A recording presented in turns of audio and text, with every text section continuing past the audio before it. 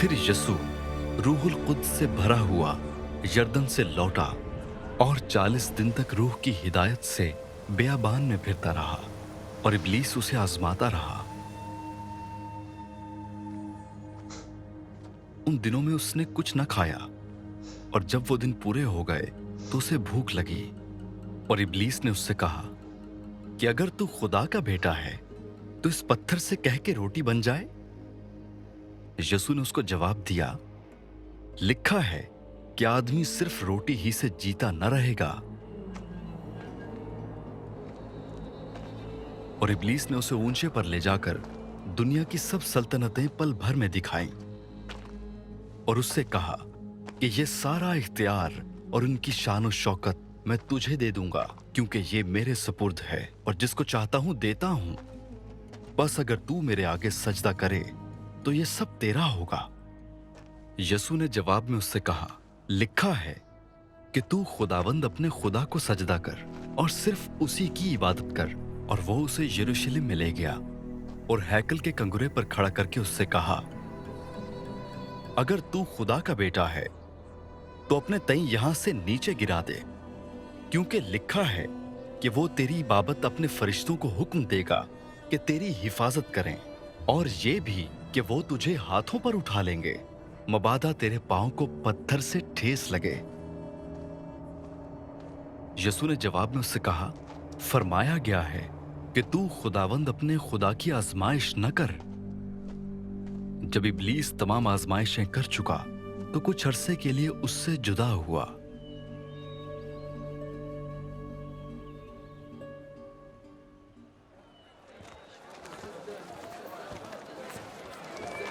फिर यसू रूह की कुव्वत से भरा हुआ गलील को लौटा और सारे गिरदो नवाह में उसकी शोहरत फैल गई।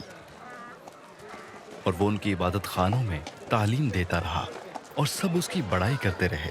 और वो नासरत में आया जहां उसने परवरिश पाई थी, और अपने दस्तूर के मुवाफिक सबत के दिन इबादत खाने में गया और पढ़ने को खड़ा हुआ। और यसाया नबी की किताब उसको दी गई और किताब खोलकर उसने वो मुकाम निकाला जहां ये लिखा था कि खुदावंद का रूह मुझ पर है, इसलिए कि उसने मुझे गरीबों को खुशखबरी देने के लिए मसाह किया।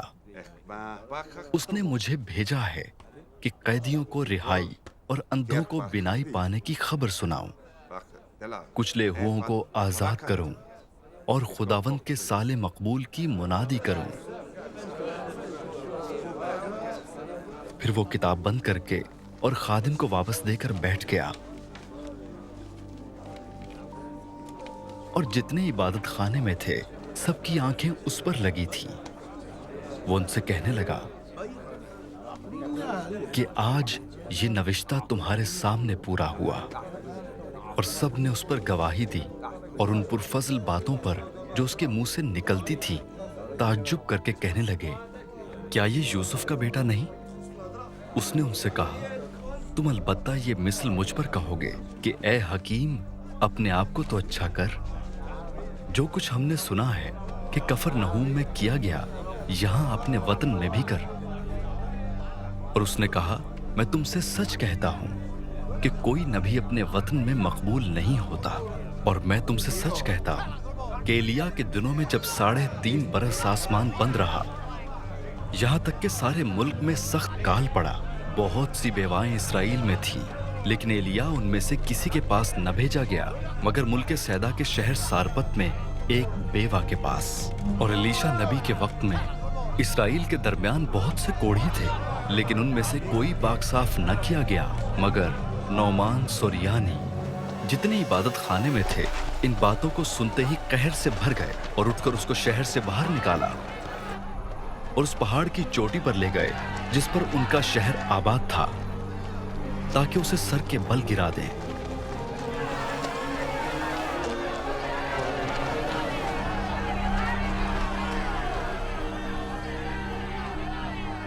मगर वो उनके बीच में से निकलकर चला गया।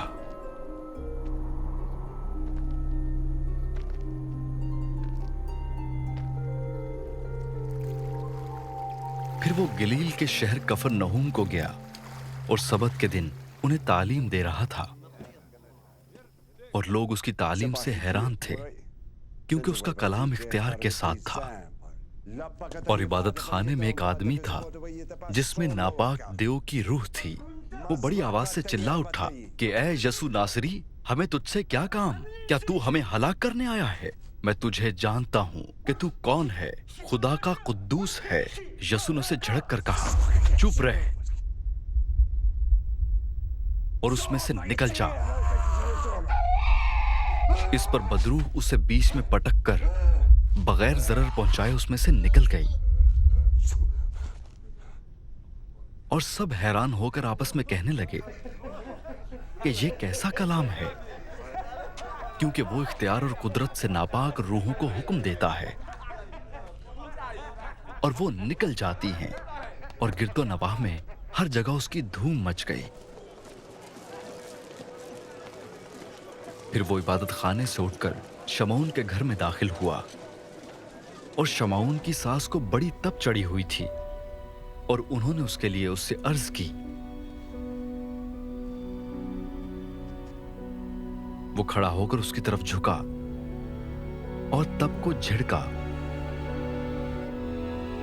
तो उतर गई और वो उसी दम उठकर उनकी खिदमत करने लगी।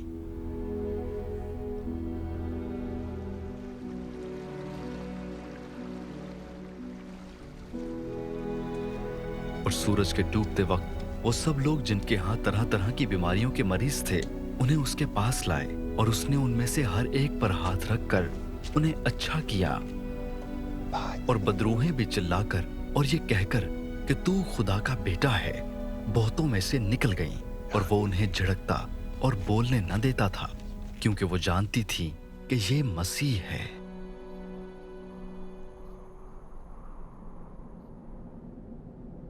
जब दिन हुआ तो वो निकलकर एक वीरान जगह में गया और भीड़ की भीड़ उसको ढूंढती हुई उसके पास आई और उसको रोकने लगी कि हमारे पास से न जा।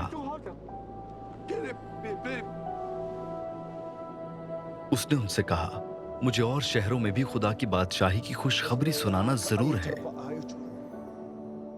क्योंकि मैं इसीलिए भेजा गया हूं।